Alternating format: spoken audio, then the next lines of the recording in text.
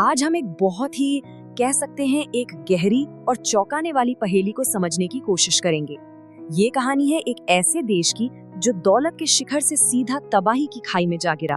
तो चलिए शुरू करते हैं। तो ये एक अनोखी पहेली है, आइए इसे परत दर परत समझने की कोशिश करते हैं।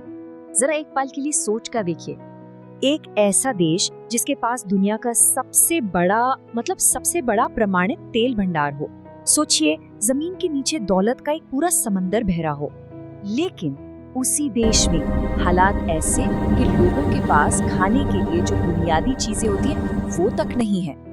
यही वो विरोधाभास है जो इस पूरी कहानी का दिल है। जी हाँ, हम बात कर रहे हैं वेनेजुएला की। ये कहानी वेनेजुएला की है। वेनेजुएला सच में एक्सट्रीम्स का देश है, विरोधाभासों की धरती। देखिए, एक तरफ तो कुदरत की ऐसी देन है, दुनिया का सबसे ऊंचा झरना एंजल फॉल्स, और फिर दूसरी तरफ एक ऐसी इकोनॉमी, एक ऐसी अर्थव्यवस्था है जो उतनी ही तेजी से उसी झरने की तरह नीचे गिरी है।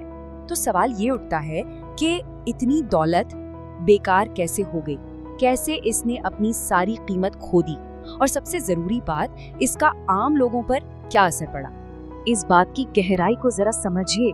देश में हाइपर इन्फ्लेशन मतलब महंगाई इतनी ज्यादा बढ़ गई, इतनी बेतहाशा कि वहां की जो करेंसी थी, जो पैसा था, वो पूरी तरह बेकार हो गया।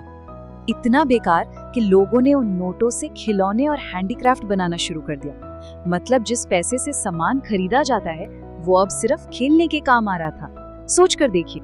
तो ये सब देखकर जो सबसे बड़ा सवाल मन में आता है वो क्या है? देखिए, असल सवाल ये नहीं है कि वेनेजुएला गरीब क्यों है। ये सवाल अधूरा है, ये हमें मुद्दे की जड़ तक नहीं ले जाता। असली सवाल जो परेशान करता है वो तो ये है कि इतना अमीर देश आखिर टूटा कैसे। इसका जवाब ना कई वजहों के एक जाल में छिपा है। देखिए, दशकों तक वेनेजुएला की पूरी इकोनॉमी सिर्फ और सिर्फ एक चीज पर टिकी थी, और वो था तेल। अब सोचिए, जब किसी देश की 90% से ज्यादा कमाई सिर्फ तेल से हो, तो इंटरनेशनल मार्केट में तेल की कीमतों का गिरना किसी सुनामी से कम होगा क्या? बिल्कुल नहीं।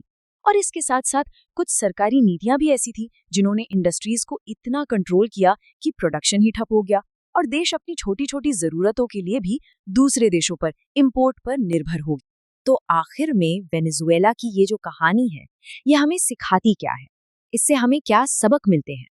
तो अगर हम इसे संक्षेप में देखें तो वेनेजुएला का पैराडॉक्स यही है। एक तरफ बेजोड़ कुदरती दौलत, दूसरी तरफ पूरी तरह से ढह चुकी अर्थव्यवस्था। एक ऐसी करेंसी जो कभी बहुत कीमती थी, आज उससे सिर्फ खिलौने बन रहे हैं।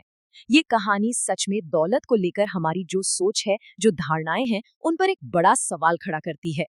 और आखिर में ये हमें एक बहुत बड़े सवाल के साथ छोड़ जाता है।